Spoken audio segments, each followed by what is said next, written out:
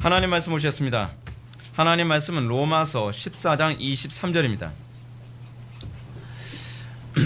하나님 말씀은 로마서 14장 23절 말씀, 신약성경 제 성경으로는 259페이지입니다. 신약성경 259페이지 로마서 14장 23절 말씀 찾으셨으면 제가 봉독하겠습니다. 의심하고 먹는 자는 정죄되었나니 이는 믿음을 따라 하지 아니하였기 때문이라. 믿음을 따라 하지 아니한 것은 다 죄니라. 아멘. 이 시간은 용어 정리 25번째 강의가 되겠습니다. 죄라고 하는 부분을 다루도록 하겠습니다. 죄. 제일 불편한 거죠. 죄. 기독교 신앙이 지금 전례 없을 정도로 지금 쇠락기를 맞이하고 있습니다. 많은 사람들이 기독교가 왜 이렇게 쇠락기에 맞이하는가, 기독교에 왜 이렇게 사람들이 안 오는가, 그리고 교인 숫자가 왜 이렇게 자꾸 줄어들고 있는가, 이걸 자꾸 이 잘못된 부분으로 진단하고 잘못된 부분에서 정답을 자꾸 찾으려고 하고 있습니다. 오늘날 기독교가 쇠락기를 맞이하는 이유가 무엇인가요? 많은 사람들이 이렇게 얘기합니다. 오늘날 교회가 죄를 지적하기 때문에 교인들의 숫자가 줄어들고 그리고 교회가 자꾸 쇠락하는 것이다. 어떻게 생각을 해도 정반대로 생각을 할까요? 우리는 상식적으로 생각하는 사람들이 아닙니다. 우리는 성경대로 생각하는 사람입니다. 또 이렇게 얘기하면 여러분들이 오해할 수 있죠. 그러면 성경은 상식에서 벗어나나요? 여러분, 상식이 진리가 아니라고 제가 여러분들한테 말씀드리고 싶은 거예요. 여러분, 상식은요 시대성을 탑니다. 상식이 진리가 아니에요. 진리는 시대성을 타지 않습니다. 상식이 진리 위에 있지 않습니다. 진리가 상식 위에 있습니다. 그래서 우리는 진리를 기준으로 해서 현재의 문제를 진단하고 현재의 문제를 해석합니다. 많은 사람들이 현실의 문제를 해석하는 것을 항상 진리를 기준으로 해서 해석하지 않으려 하고 있기 때문에 이 사회와 한국교회가 점점 더 심각해져 가고 있는 것입니다.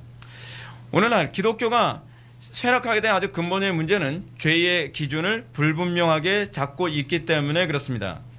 왜냐하면 기독교에서 죄의 문제를 다루지 않고 복음을 말할 수 없기 때문에 그렇습니다. 복음은 인류가 비참해진 원인, 가정이 불행하고 그리고 사회가 전쟁이 일어나고 분열이 일어나고 다툼이 일어나는 모든 이런 불행의 원인을 죄에서 찾습니다.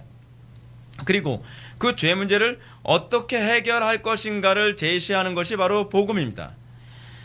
그러므로 죄의 기준이 모호해지고 죄의 문제에 대해서 다루기를 거절하게 됐을 때에 복음은 그 가치를 상실할 수밖에 없죠.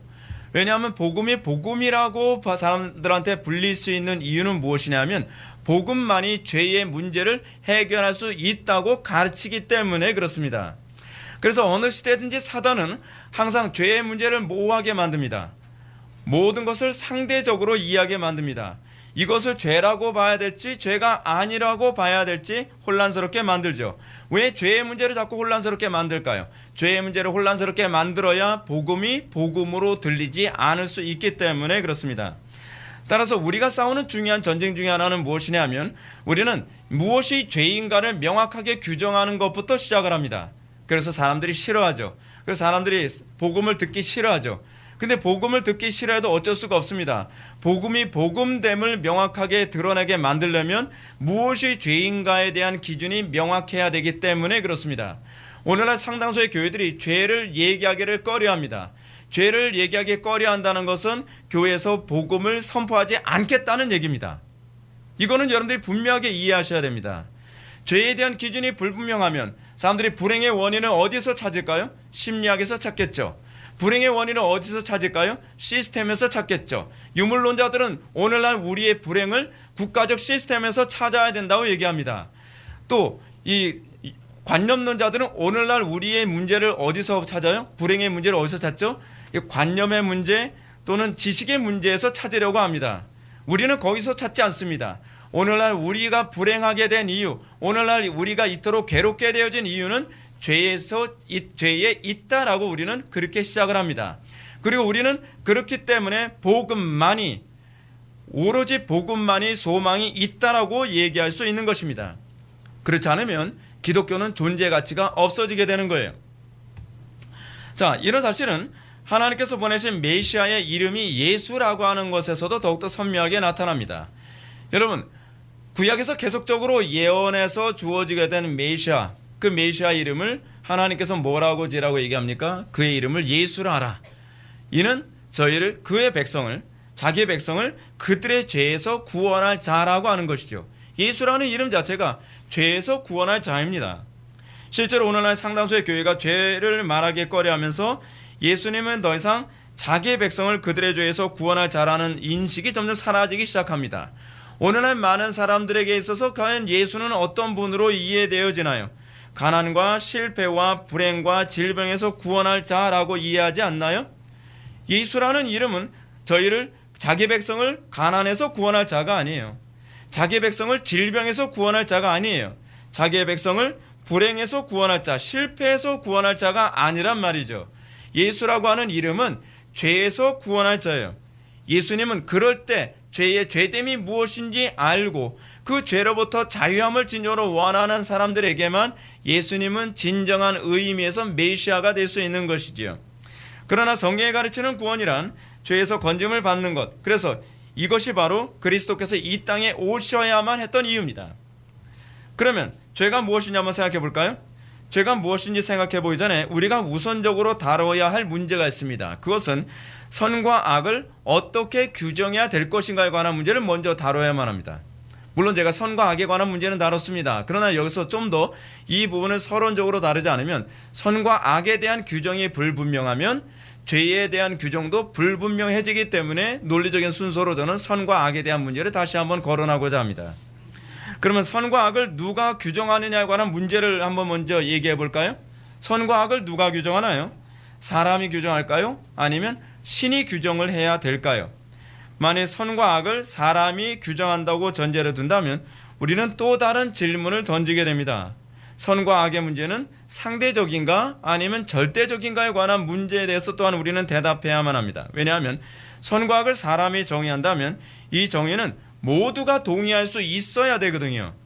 모두가 동의할 수 있는 선과 악을 과연 어떻게 도출해낼 수 있느냐에 관해서 우리는 또 고민하게 되죠. 간단한 문제가 아닙니다.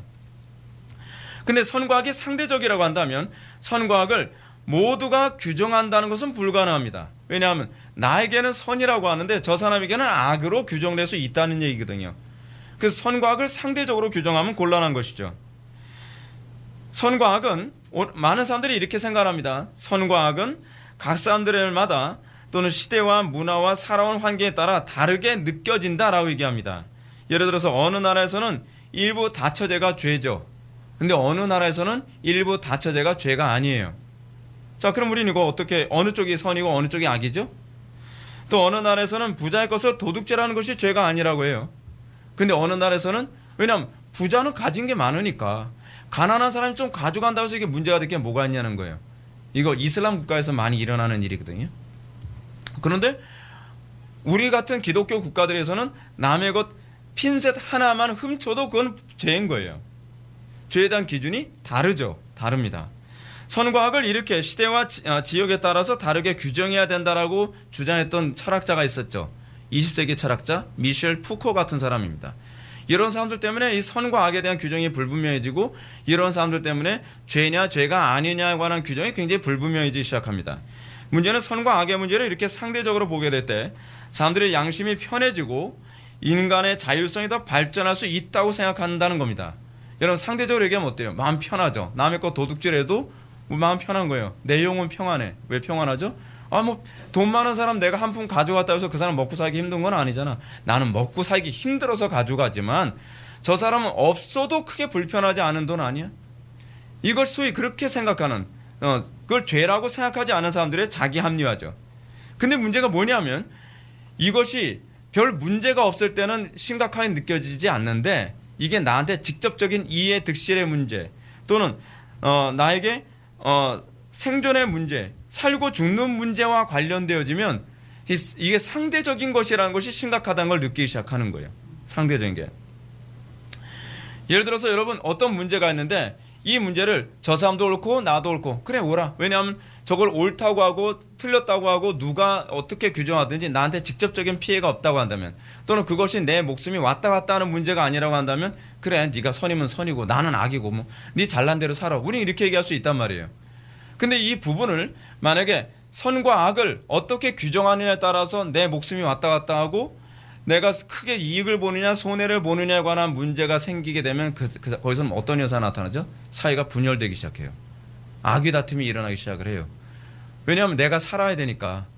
내가 살아야 되면 어떻죠? 내가 악이라고 규정한 걸 선이라고 규정한 사람을 죽여야 돼요. 왜냐하면 그 사람을 죽여야 내가 살 수 있으니까. 지금 우리나라 사회에서 일어나는 이런 혼돈이 그거예요. 우리나라에서 나타나는 가장 심각한 문제가 뭐냐면 옳고 그름에 대한 기준이 불분명해요. 그래서 이런 얘기합니다. 야 너도 오를 수 있고 나도 오를 수 있는 거지. 왜 너만 옳다고 해? 맞는 것 같죠? 근데 특별히 옳음이라고 하는 기준이 없어서 사회가 아노미 상태가 터지고 심각한 혼란에 빠졌을 때 그때는 어떻게 하죠? 나만 옳다고 서로 주장을 하죠. 왜냐하면 이것은 나에게 직접적인 피해와 생명이 왔다 갔다 하는 문제이기 때문에 그렇죠. 인간은 그렇게 교활합니다. 상황에 따라서 카멜레온처럼 변하는 게 인간이에요. 인간은 이렇게 되면 원자가 되고 철저히 자기중심적인 이기적 존재가 될 뿐입니다. 가정으로부터 시작해서 사회, 국가 전부는 통제가 불가능하고 그리고 분열되어지고 나중에 국가 전체가 붕괴되어져 버리고 맙니다. 이런 이유 때문에 칸트 같은 이성주의자들은 선과 악을 절대적인 것으로 보는 것이 타당하다라고 얘기합니다. 여러분, 선과 악을 절대적으로 보는 게 타당합니다. 불편하더라도 그게 옳아요. 불편하더라도 그래야 사회가 존속되고요. 불편하더라도 그래야 가정이 존속되고 불편하더라도 국가가 존속될 수 있습니다. 선과 악의 절대성이 없다면 선과 악을 규정한다는 것은 개인적인 취향과 입장의 차이로 여겨질 뿐이죠. 선과 악의 절대성을 포기하고 이 문제를 개인적인 문제로 여겼던 시대가 있었어요. 요즘에만 생긴 게 아니에요. 옛날에도 있었어요. 그때가 어떤 때냐? 봉건군주 시대예요. 봉건군주 시대 때는 여러분 뭐가 법이죠? 아니 왕이 내가 오라 그러면 그냥 옳은 거예요. 모든 건 상대적이죠. 왕이 나한테 불편하면 저건 나쁜 거고 나한테 편리하면 옳은 거예요. 모든 것이 왕이 자기 마음 내키는 대로. 아니면 멀리 갈 필요도 없어요. 윗동네만 좀 올라가도 있잖아요. 그렇죠? 윗동네 조금 올라가도 여러분 김일성이나 김정일이나 김정은이 같은 건 어떻습니까? 그 왕조잖아요. 왕조. 더 정확한 의미에서는 영생교거든요. 교주거든요. 교주가 자기 마음에 안 들어요. 예를 들어서 웃었어요. 웃을 수도 있는데 내가 기분 좋을 때 웃으면 별 문제가 안 되는데 내가 기분 나쁜데 웃었어요. 그럼 어떻게 해요? 총살이에요. 합리적이에요? 불합리해요? 아니 상대적인 게 좋다면서요. 그 편하다면서요. 근데 내가 중심일 때는 편한데 남이 중심이면 불편한 거예요. 왜 그걸 불편하다고 생각하죠? 여러분 우리는요 항상 이 선과 악에 관한 문제, 이 문제는요 힘이 없고 가난한 자가 규정하는 것이 아니라 힘이 있고 권력이 있는 사람이 항상 규정한다는 것을 기억해야만 합니다. 우리는 어떤 모호한 문제가 생겼을 때 어떤 사람이 선악을 규정하죠? 으이씨 하면 이 사람이 선인 거예요. 그렇죠? 알았어. 그럼 이게 악이 되는 거예요. 오늘날 이 사회가 그렇게 돌아가고 있지 않나요? 근데 우리는 뭐라고 자꾸 얘기하죠? 자기가 항상 강자의 위치에 있을 거라고 생각하면서 선과 악은 상대적인 거야 라고 얘기하기 좋아하죠. 그러면서 나보다 우리는 그런 얘기 자꾸 하잖아요. 갑과 을에 관한 얘기 굉장히 얘기 잘하죠. 자기는 항상 을이라고 생각하며 갑을 억압해야 된다고 생각하는 거예요. 근데 여러분 그게 얼마나 상대적인 얘기인지 아십니까? 나는 항상 갑인가요? 때로는 어떤 사람에게 나는 을일 수 있잖아요. 그리고 어떤 사람에게 나는 또한 갑일 수도 있어요. 근데 우리는 이 부분을 상대적으로 생각하지 않아요. 상대적인 게 무조건 좋다는 거예요. 그렇지 않습니다. 상대적인 것을 추구하기 시작하면 모든 것이 혼란스러워지기 시작합니다. 그리고 끊임없이 자기 합리화로 가게 돼 있죠. 실제로 미셸 푸코가 주장하는 것처럼 선과 악이 시대와 지역에 따라서 다르게 나타난다는 것은요, 이건 강자의 입김과 억압의 결과입니다. 그죠? 그 사람이 절대성을 부여하는 거예요. 그 사람에 의해서. 한쪽의 힘이 절대적으로 우월한데 약자를 상호 존중해주는 상대주의적 선과 악의 개념은 세상엔 존재하지 않습니다. 항상 강자가 선을 규정을 해요. 상대주의를 추구하게 되면 그런 문제가 생긴다니까요. 여러분 왜 우리가 법치를 중요한지 아세요? 법치는요 상대주의를 인정하지 않아요. 강자가 선이라고 해도 법이 넌 악이야 그러면 악인 거예요. 그래서 우리는 법치가 좋은 거예요. 근데 우리는 뭐라 그러죠? 내가 항상 강자에 있을 거라고 생각을 하니까 상대주의적인 것이 좋다고 생각을 하죠. 법치가 싫은 거예요. 법이 나를 악으로 규정하는 게 싫은 거죠. 근데 어떤 사람이 나를 억압했을 땐 뭐라 그러죠? 법에 호소를 하죠. 이거는 또 모순을 범하는 거 아닌가요? 오늘날 사회 운동하는 사람들의 가장 심각한 문제가 뭔가요? 법 얘기하지 말라는 거예요. 민중이 결정한다고 얘기하는 거죠. 근데 자기가 억압을 당한다고 생각했을 때 어때요? 곧바로 소송을 걸어요. 그럼 뭘 얘기하는 거죠? 상대주의를 포기하는 거죠. 그거는 절대 기준을 가지고 나를 지켜달라고 얘기하는 건 아닌가요? 이게 사람이에요. 이게 사람. 여러분 이거 착각해서는 안 됩니다. 상대주의 얘기하는 게 관용주의가 아닙니다.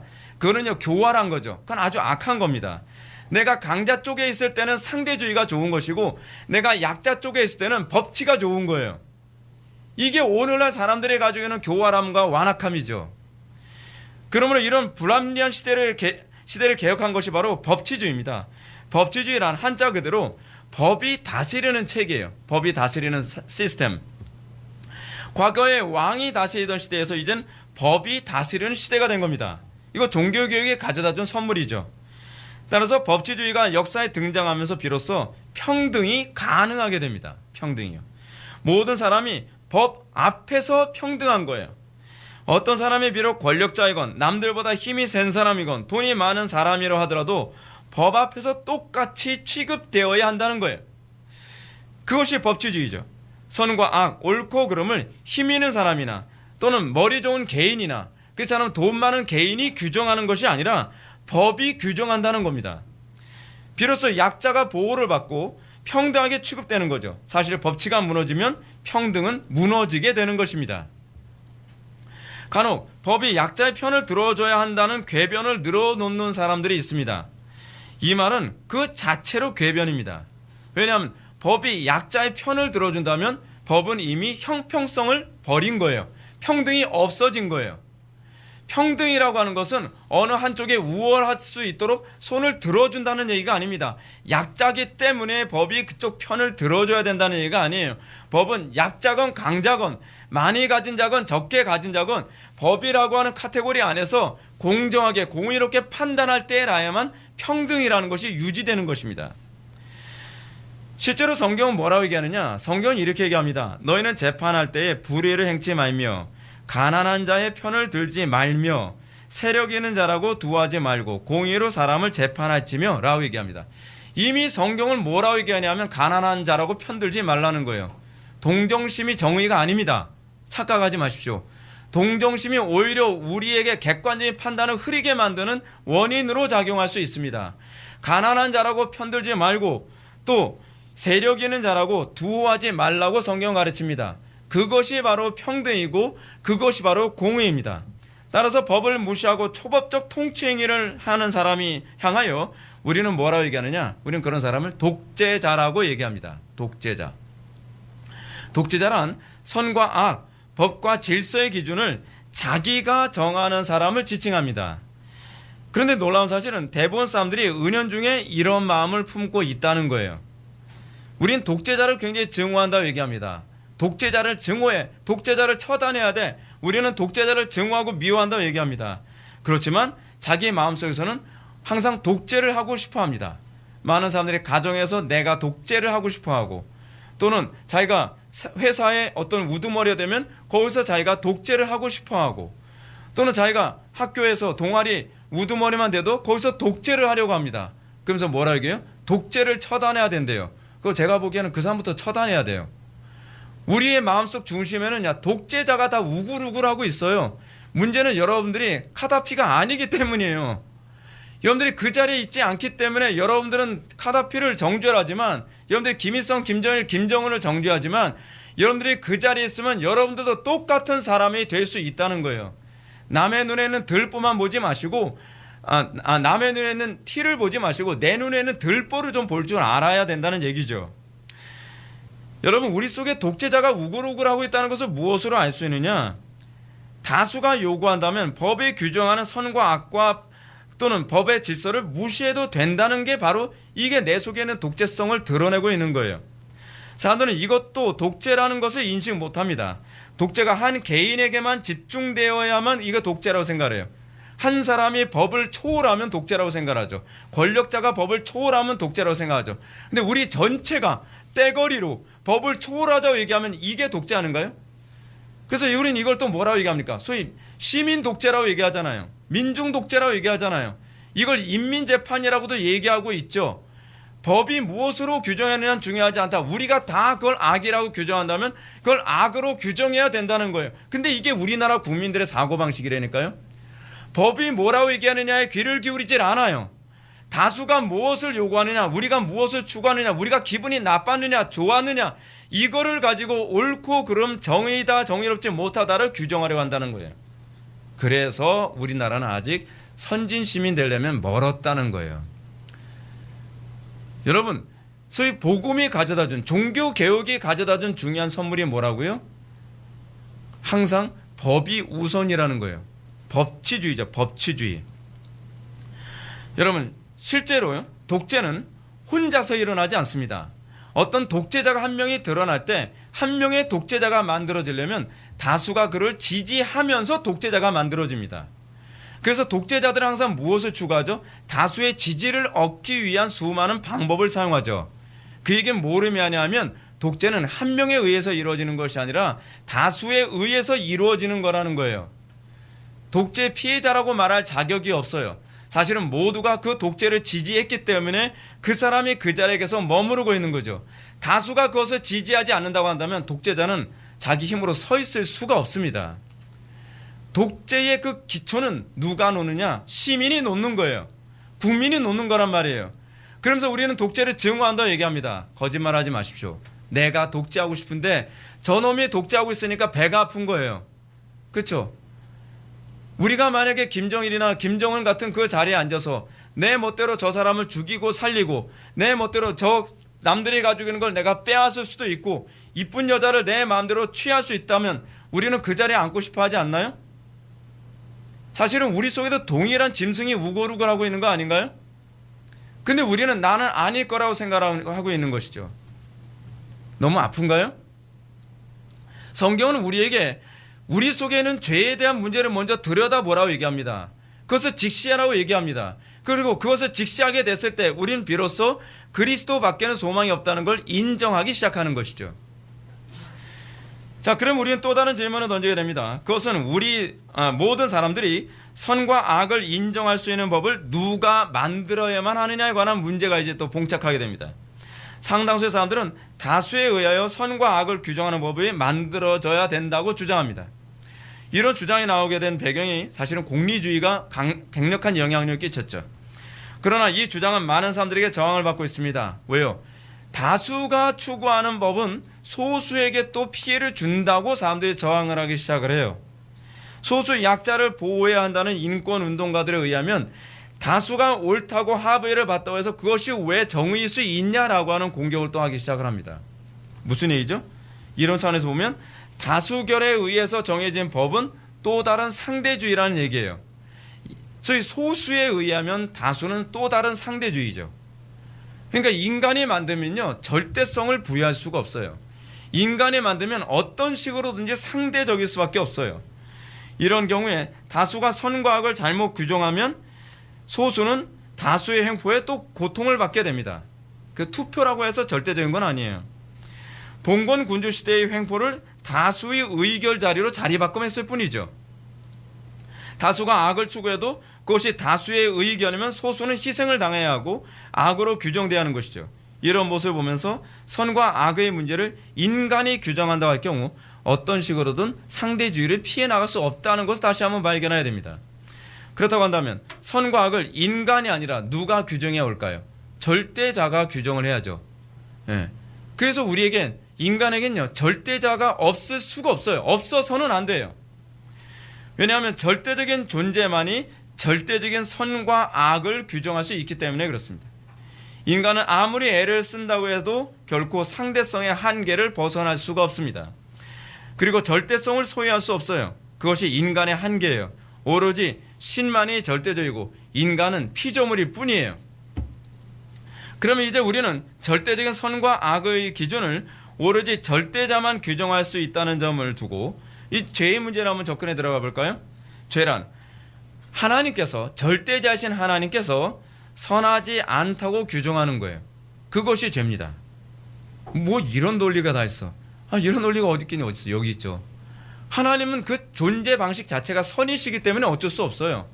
우리는 존재 방식 자체가 선하지가 않아요. 그렇기 때문에 우리가 선을 규정할 자격이 사실은 없어요. 사실은 모든 법은요, 여러분들 뭐 법에 대해서 조금이라도 아시는 분은 아시겠지만 각 나라의 거의 법들은요, 모세의 율법이 거의 초안을 다 두고 있거든요. 절대자신 하나님에 의해서 법의 기준이 잡혀 있어요. 그래서 여러분, 하나님이 선하지 않다고 규정하면 그건 악인 거예요. 웨스트민스터 소결의문답 제13원을 보면 죄란 무엇입니까? 라는 이 질문에 대해서 이렇게 대답합니다. 죄란 하나님의 법에 불순종하는 것으로 하라는 것을 하지 않는 것과 하지 말라는 것을 하는 것이다 라고 얘기하고 있습니다.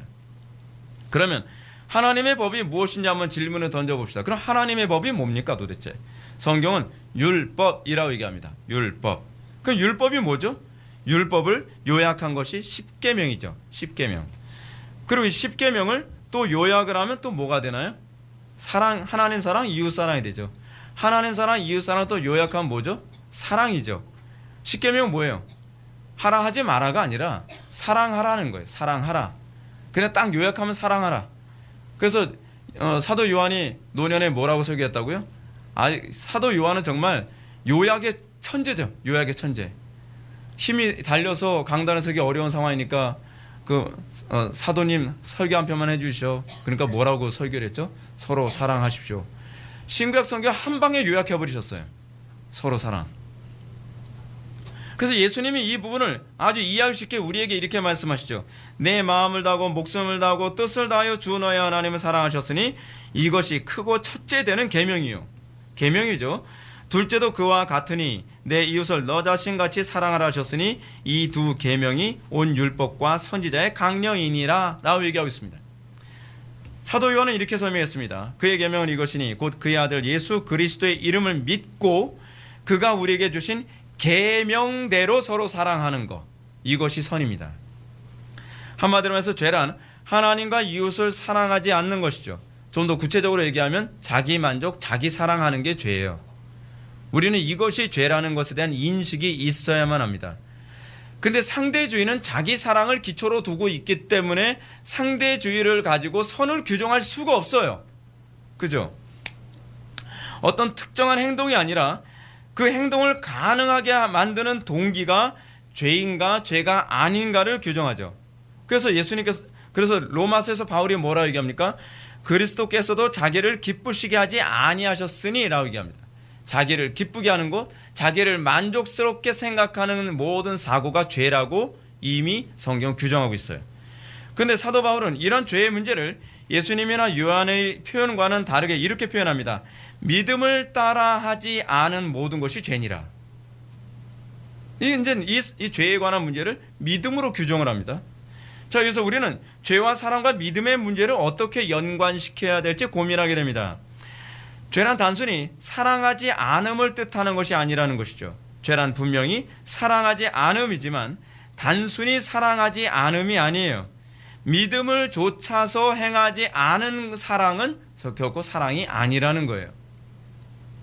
다시 말해서 사랑을 했다고 해서 다 옳은 것이 아니며, 사랑이 믿음을 좇아 행하지 않으면 진정한 의미에서는 그거는 사랑을 한다고 했는데 그것도 죄라는 거예요. 이런 남녀가 아름답게 사랑을 해요. 뭐 크리스마스 선물 얘기하는 것처럼 뭐 머리핀을 꽂을 수 있는 머리에 꽂을 수 있는 머리핀을 사서 자기 시계줄을 뭐 팔아서 사랑 이쁘죠. 근데 그 사랑이 아름다워 보일지 모르지만 그것조차도 하나님의 관점에서는 선이 아니에요. 믿음으로 하지 않았다고 전제할 경우에는. 기독교 신앙은 철저히 전제주의입니다. 전제를 배격한 현상만 가지고서 그걸 신앙이라고 얘기하지 않아요. 여러분들 교회를 열심히 나오고 열심히 봉사하고 헌금 열심히 하고 그것이 선이냐 아니냐를 규정하지 않아요. 전제를 보죠. 전제. 무엇으로 사랑했느냐, 믿음으로 사랑했느냐, 그렇지 않으면 내가 만족하기 위해서 저 사람을 사랑했느냐. 내가 만족하기 위해서 헌금을 했느냐, 내 종교적 만족을 위해서 봉사를 했느냐, 그거 사랑 아니라는 거죠. 많은 사람들이 하나님의 심판대 앞에 섰을 때 주여 내가 주의 이름으로 귀신도 쫓고 능력당하고 병도 고쳤나이다 했을 때 불법을 행하는 자들 나에게서 떠나라 라는 선고를 들을 사람들이 많을 것입니다. 왜냐하면 불법, 즉 사랑을 따라 행하지 않았기 때문에, 믿음으로 하지 않았기 때문에 그것이 불법으로 규정된 사람들이 굉장히 많을 거라는 거예요. 따라서 히브리서 11장 6절은 믿음이 없이는 하나님을 기쁘시게 하지 못하나니 라고 얘기합니다. 믿음으로 할 때라야만 그 사랑이 하나님을 기쁘시게 하는 사랑이고, 하나님께서 기뻐하실 때라야만 그것은 선으로 규정될 수 있다는 얘기입니다.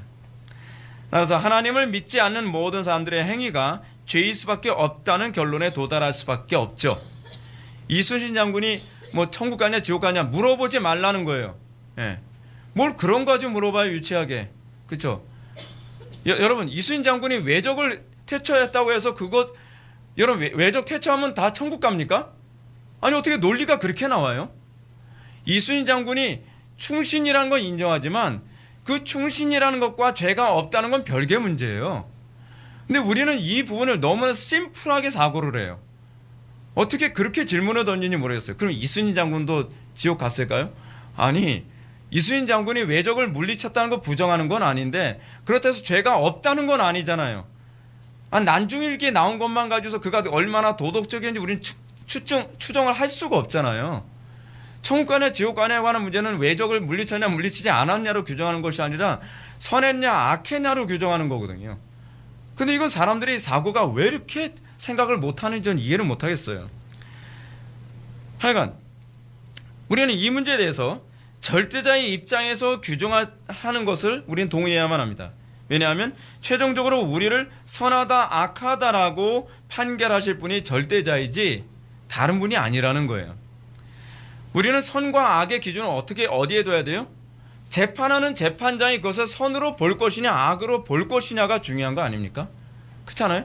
내가 아무리 선하게 살았다고 하더라도 재판장 앞에서 재판장이 넌 악이야 라고 규정되면 그건 악인 거예요. 내가 주관적으로 상대적으로 내가 아무리 선하다라고 생각했다는 것은 의미가 없죠. 중요한 건 판결하시는 관점에서 우리가 선이냐 악이냐를 볼 줄 알아야지 되는 거 아니에요? 그것이 합리적이고 올바른 사고 아닌가요? 죄가 되지 않고는 인간 각자의 개인적 판단에서 규정되지 않습니다. 만약 죄의 문제가 개인의 판단을 다 충족해야 한다는 논리가 옳다면 이 세상엔 사실은 정의 또는 공의로움은 존재할 수가 없습니다. 다시 하던 얘기로 들어갈까요? 하나님을 믿는 믿음으로 하지 않는 것은 세상의 모든 사람들이 선하다고 칭찬할지라도 그건 선이 아닙니다. 믿음으로 한다는 것은 그럼 무엇을 의미할까요? 그것은 율법의 강령의 순서를 지키는 것입니다. 자, 예수님께서 이렇게 가르치셨죠. 내 마음을 다하고 목숨을 다하고 뜻을 다하여 주의 하나님을 사랑하라 하셨으니 이것이 첫째 되고 큰 계명이라고 얘기합니다. 이것이 전제되는 계명이라는 거예요. 둘째도 그와 같으니 내 이웃을 내 자신같이 사랑하셨으니 이 두 계명이 온 율법과 선지자의 강령이니라. 자, 우리는 여기서 분명히 내 이웃을 너 자신같이 사랑하라는 명령을 지키는 것이 사랑임을 분명히 알 수 있습니다. 이웃사랑의 구체적인 덕목으로 10계명은 부모 공경, 살인 금지, 간음 금지, 도둑질 금지, 거짓 증거 금지, 욕심내지 말라 뭐 이런 걸 나열하고 있어요. 자, 이 정도는 불신자도 다 지키는 겁니다. 불신자들 중에서도 착한 사람은 이 정도는 다 지켜요. 그 유교만 잘 믿어도 이거 잘 지켜요. 그렇죠? 근데 문제는 불신자들이 이런 이웃 사랑의 계명을 지키는 동기가 하나님 사랑에서 출발하지 않는다고 한다면 하나님 앞에서 죄인이라는 거예요. 동일한 이웃 사랑하지만 하나님을 사랑하는 동기에서 출발하지 않으면 이런 사랑은 유감스럽게도 선이라고 규정할 수 없다는 얘기입니다. 성경은 하나님을 사랑하는 동기에서 출발하지 않는 이런 사랑 행위는 위장된 사랑이요 자기 만족이라고 하는 거예요. 여러분, 얼마나 우리 많은 사람들이 사랑을 하는 이유가 자기 만족에 있죠? 여러분, 이거 굉장히 심각하게 생각해야 되는 문제예요. 우리는 사랑하는 동기가 자기 만족에서 출발하는 경우가 많이 있어요. 난 저 사람에게 사랑을 베푸니까 내가 마음이 너무 편안해. 내가 편안하기 위해서 노숙자를 돕는 거예요. 내가 의롭다라고 하는 자기 의에 취하기 위해서 가난한 사람들을 돕고 섬기고 그런단 말이에요. 그래서 그런 사람들의 특징이 뭐냐면요, 구제하고 또 사회 기부하는 게 중독이 일어나요. 여러분들 잘 아는 것처럼 유명한 연예인들 중에서요, 기부왕 뭐 그런 사람 있잖아요. 킹 오브 기부 뭐 그런 사람 있잖아요. 그런 사람들의 특징이 뭔지 아세요? 기부에 중독이 돼서 빚을 져가면서, 엄청난 빚을 져가면서 기부를 해요. 왜 그런지 아세요? 그게 자기 만족을 위해서 하기 때문에 그래요. 내가 기부한 만큼 내가 마음이 편안해지는 거예요. 내가 기부한 만큼 내가 의인이라는 것에 대한 그 도취감에 빠지는 것이 너무 행복한 거예요. 근데 이것이 죄라니까요. 이것이 죄예요. 하나님을 사랑하는 동기에서 출발하지 않으면 우리의 사랑은 이기심으로 흘러갈 수 있다는 얘기예요. 바울은 고린도전서 13장 1절부터 3절에서 분명히 사랑으로 위장된 사랑 행위에 관해서 이렇게 폭로합니다. 내가 사람의 마음과 천사의 말을 할지라도 사랑이 없으면 소리나는 구리와 울리는 꽹과리가 되고, 내가 예언하는 능력이 있어 모든 비밀과 모든 지식을 알고 또 산을 옮길 만한 모든 믿음이 있을지라도 사랑이 없으면 아무것도 아니요, 내가 내게는 모든 것으로 구제하고 또 내 몸을 불사르게 내어줄지라도 사랑이 없으면 내게 아무 유익이 없느니라. 근데 이 사랑이 어떤 사랑일까요? 하나님 사랑이에요. 이게 바로 위장된 사랑의 전형이죠. 이 위장된 사랑이 어느 정도로 위장될 수 있느냐, 이렇게까지 얘기해요. 내게는 모든 것으로 구제하는 것도 가능하다는 거예요. 왜요? 이게 나에게 만족을 준다면. 실제로 그런 사람 있잖아요. 성룡, 그렇죠? 성룡 그렇게 해서 빚더미 앉았잖아요. 네. 우리 국내 가수 중에도 있죠. 제가 실명 거론하지 않을게요. 왜냐하면 실명이 지금 안 떠올라요. 제가 그 사람 있어요. 그 사람 같은 경우도 빚을 내가면서 하잖아요. 가능해요. 자기 만족을 위해서. 또 내 몸을 불사르게 내어줄 수도 있어요. 왜요? 그것이 자기의 의의를 채워주니까. 진정한 사랑은 하나님을 향하여 마음을 다하고 뜻을 다하고 목숨을 다하고 힘을 다하고 지혜를 다해서 사랑하는 것에서 출발해야 됩니다. 여기서 출발한 것만이 선으로 규정될 수 있으며 죄가 아니라고 규정될 수 있는 거예요. 바리새인들이 율법을 철저히 지키면서도 예수님께 악한 자로 규정된 이유가 어디 있었나요? 예수님께서 이렇게 말씀하시죠. 다만 하나님을 사랑하는 것이 너희 속에 없음을 알았노라. 그들의 문제는 그거예요. 선을 행하는 거예요. 선을 행하지 않는다는 게 아니에요. 선을 행하긴 행하고 율법을 지키긴 지키는데 문제는 그 속에 하나님을 사랑하는 것이 그들 마음속에 없었다는 것이 문제죠. 그러므로 죄가 무엇인가를 규정할 때 그것은 외적으로 드러난 특정한 도덕적 행위를 지칭하는 것이 아닙니다. 죄란 우리 행위 동기를 말하는 거예요. 우리의 창조주 하나님을 사랑하는가야 여기서 죄냐 죄가 아니냐를 알 수 있죠. 그래서 여러분 신앙생활 하면 할수록 자꾸 여러분들 자신을 믿질 않아요. 여러분들의 생각을 자꾸 들여다보게 돼요. 내 마음의 동기를 자꾸 들여다보게 돼요. 이게 신앙생활 잘하고 있는 거예요. 신앙생활 잘하는 사람은 자꾸 내 동기를 들여다봐요. 내 동기를 들여다보면서 어떤 현상이 나타나죠? 사도 바울과 같이 나는 죄인 중에 괴수로다. 선을 행하면 선을 행할수록 자기 의에 도취되는 것이 아니라 선을 아무리 행하고 아무리 착하게 살아도 나에게서 의의를 찾을 수 없다는 것을 발견하게 돼요. 또 하나님의 은혜를 구하게 되죠. 심령이 더 가난해지죠. 그래서 겸손해지죠. 그죠? 자꾸 여러분들 자신을 들여다봐야 돼요. 그게 정상적인 그리스도인들의 마인드죠. 자꾸 동기를 들여다보죠. 그래서 창조자 하나님을 사랑하지 않으면 우리는 결코 진정한 의미에서 사랑할 수 없고 선을 행할 수 없습니다. 따라서 우리가 죄에서 떠난 삶을 산다는 것은 단순히 도덕적 삶을 산다는 걸 의미하지 않아요. 죄에서 떠난 삶은 하나님을 사랑하는 삶을 산다는 것을 의미합니다. 죄에서 떠난 삶이란 그리스도와 동행하는 삶을 의미합니다. 그리스도를 뜨겁게 사랑하고 날마다 그리스도 안에서 엔 크리스토스, 엔 푸뉴마티 그 안에서 살아가는 거예요. 하나님과 원수된 사람들의 특징이 뭐냐면 겉으로는 하나님을 사랑하지만 실제로 그들에겐 기도가 없고 그들에게는 하나님의 의중을 물음이 없고 그들의 마음속에는 성령 안에서 사는 것이 무엇인지에 관한 개념 자체가 없습니다. 자기 행위만 들여다볼 줄 알지 자기의 동기를 들여다보는 데는 맹인 같아요. 그래서 예수님께서 바리새인들 보고 뭐라 얘기합니까? 너희들이 본다 하니 맹인이로다 라고 얘기하죠. 왜냐하면 자기의 동기를 전혀 들여다보지 못하는 거예요. 자기 행위에만 들여다보고 있는 것이죠. 그래서 우리는 하나님을 사랑하는 자들은 그렇기 때문에 자동적으로 율법의 두 번째 강령에 헌신하는 사람이 될 수밖에 없죠. 왜냐하면 하나님께서 그것을 기뻐하시니까. 하나님을 사랑하기 때문에 당연히 부모를 공경하고, 하나님을 사랑하기 때문에 당연히 살인을 안 하고, 도둑질을 안 하고, 간음을 안 하고, 거짓 증거 안 하고, 탐심을 추구하지 않는 것이죠. 그것은 하나님을 사랑하기 때문에 나타나는 것이어야만 되는 것이죠. 그러므로 죄의 규정은 외적인 행동이 아니라 근본적으로 하나님을 사랑하는지 사랑하지 않는지에서 규정이 되는 것입니다. 사도 바울은 이것을 이렇게 규정했습니다. 만일 누구든지 주를 사랑하지 않으면 저주를 받을지어다. 아멘. 죄에 대해서 정의를 내려볼까요? 죄란 도덕성의 문제 이전에 하나님을 사랑하는 동기에서 출발했는지 여부를 묻는 것이다. 기도하시겠습니다. 사랑이 많으신 하나님, 우리가 죄의 문제에 대해서 좀 더 심각하게 고민하게 하여 주옵소서. 우리가 하나님을 뜨겁게 사랑함이 있는지를 점검하게 하여 주시고, 하나님을 사랑하지 않음이 죄라는 것을 깨닫게 되었을 때에 우리가 이 죄 문제를 해결하기 위해 우리에게 필요한 것은 그리스도밖에 없음을 인정하게 하여 주옵소서. 예수님의 거룩하신 이름으로 기도 올려옵나이다. 아멘.